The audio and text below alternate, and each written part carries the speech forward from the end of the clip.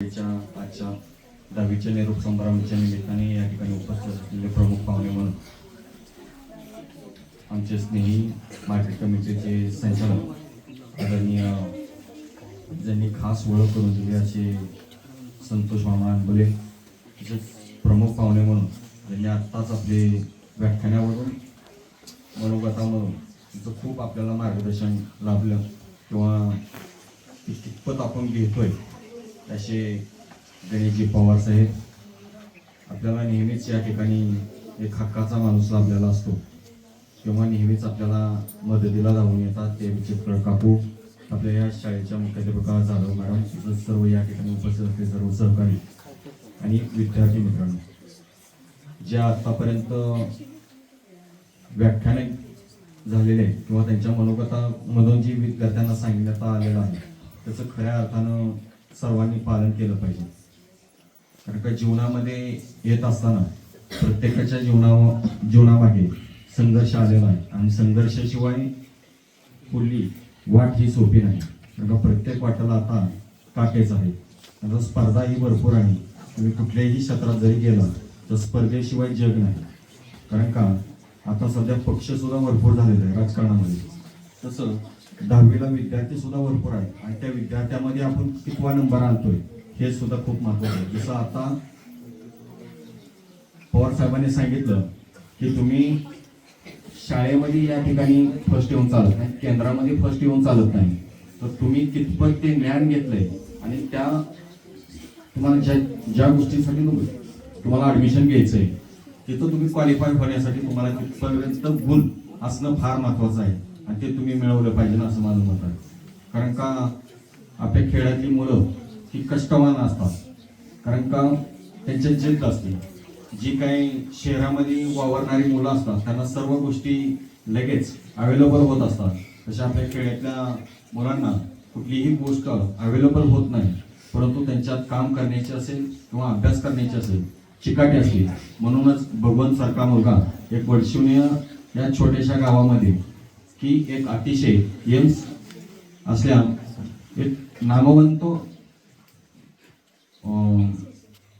विद्यापीठामध्ये एक अतिशय चांगल्या पद्धतीनं शिक्षण घेतलं आणि आपल्या ह्या आसपासच्या गावामध्ये त्याचं खूप कौतुक होत आहे. एवढंच काही UPSCच्या माध्यमातून ज्या आता जे एक्झाम झालेले आहे त्याच्या 25वा रँक म्हणून वैद्यकीय अधिकारी. म्हणजेच माझं या निमित्ताने या ठिकाणी पांडुरंगाला साकडा असेल की आपल्या या सोलापूर जिल्ह्याचाच कमीत कमी येणाऱ्या काही कालखंडामध्ये तो वैद्यकीय अधिकारी असावा असं मी प्रार्थना करेन. कारण का प्रत्येकाने काही ना काही ठरवलं पाहिजे.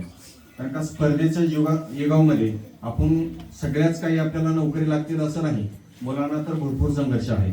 मुलींचं काही थोडंसं मेरिटला थोडंसं मागे राहतील, परंतु आता मेरिटमध्ये सुद्धा मुली ह्या फर्स्ट मध्ये आहे. आता बघा 10वीला तुम्हाला कळेल ह्याच्यामध्ये माझी 100% खात्री आहे. आमच्या मुली शाळेमध्ये तर मला वाटते की मुलींचा नंबर येईल आणि केंद्रात सुद्धा येईल.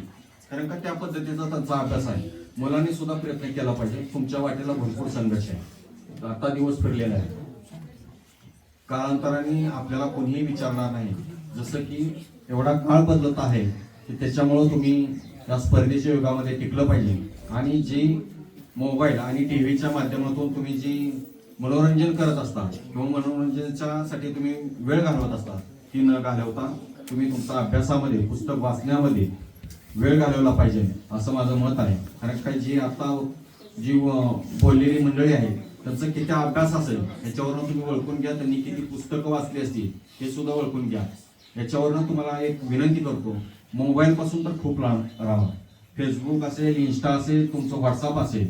कारण काय त्याचा फोन चालला नाही, ह्याचा फोन चालला नाही, मैत्रीण म्हणायचं मी तिला बोललेच नाही, ह्या ज्या काही गोष्टी आहेत ह्याच्यापासून जर थोडंसं आरक्त राहिला तर मला वाटतं येणाऱ्या कालखंडामध्ये नक्कीच तुम्ही यशवंत व्हावं अशी विठ्ठलचरणी प्रार्थना करेल.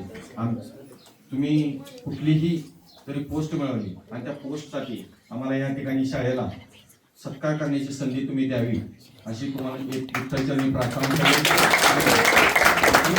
तुम्हाला येणाऱ्या 10 दिवसांमध्ये 10 दिवस सुद्धा राहिलेले नाहीत आपल्या 10वीच्या एक्झामसाठी. त्यासाठी तुम्हाला मनापासून हार्दिक शाळेच्या वतीनं संस्थेच्या वतीनं शुभेच्छा देतो. आणि मनापासून जर तुम्ही अभ्यास केला किंवा मनापासून पेपर लिहिला तर चांगली तुम्ही मार्क पाडचाल, यात माझ्या मनामध्ये तिळमार्क शंका नाही.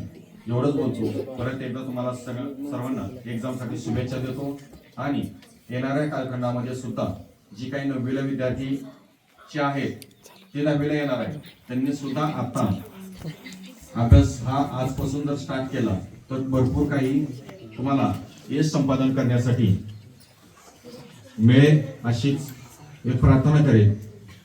एवढीच एक विनंती करतो. परत एकदा तुम्हाला सर्वांना शुभेच्छा देतो आणि थांबतो. जय हिंद, जय महाराष्ट्र.